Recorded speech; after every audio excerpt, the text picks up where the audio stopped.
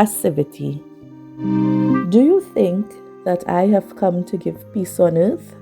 No, I tell you, but rather division. Luke chapter 12, verse 51. Monday of the fifth week of Lent. Earlier in Luke's Gospel, we read about an incident that makes more sense to Jesus' followers as they get closer to Jerusalem. Crowds were growing. Tension was mounting. And as Jesus continued his journey to Jerusalem, many were growing uneasy. The scribes and Pharisees were scandalized and whispered among themselves. The disciples were troubled. The brewing tension was not what they had expected. Throughout it all, Jesus walked in composed silence, in communion with the Father, rooted in the Father and afraid of no one. Jesus then rose from his silence and shocked the crowds. He said, "Do you think that I have come to give peace on earth? No, I tell you, but rather division." Luke chapter 12, verse 51. Jesus will not avoid conflict when it is necessary. Jesus yearns for his bride to be free from sin and restored to unfettered communion, precisely because he loves his bride. Jesus rejects the notion that he has come to establish peace. He knows that peace is often confused with passivity. Jesus cannot redeem his bride by remaining passive.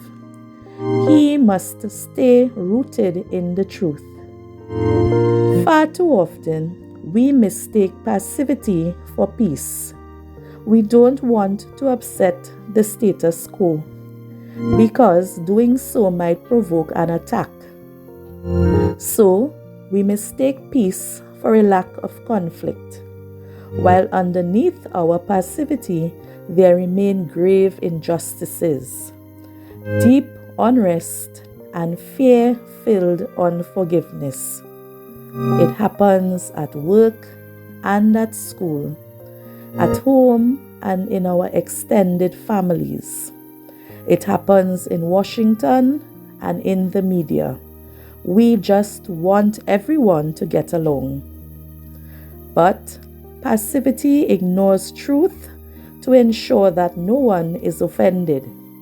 Jesus, the real Jesus, always proclaims the truth, even when the truth ruffles feathers and causes tension. Jesus cannot not speak the truth. He causes division, not for division's sake, but for the sake of the truth.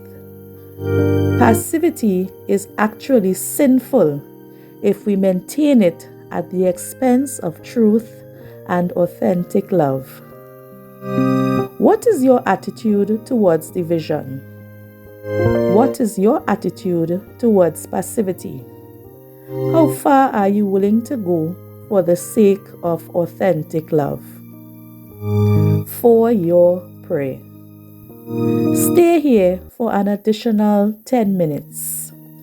Today, return to the guided meditations from just a few days ago, Saturday of the fourth week of Lent.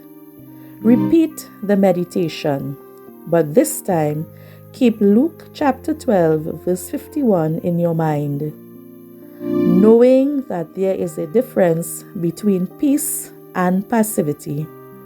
How would you respond to Jesus' question? Will you promise to stay with me? What do you say in reply? What words stood out to you as you prayed?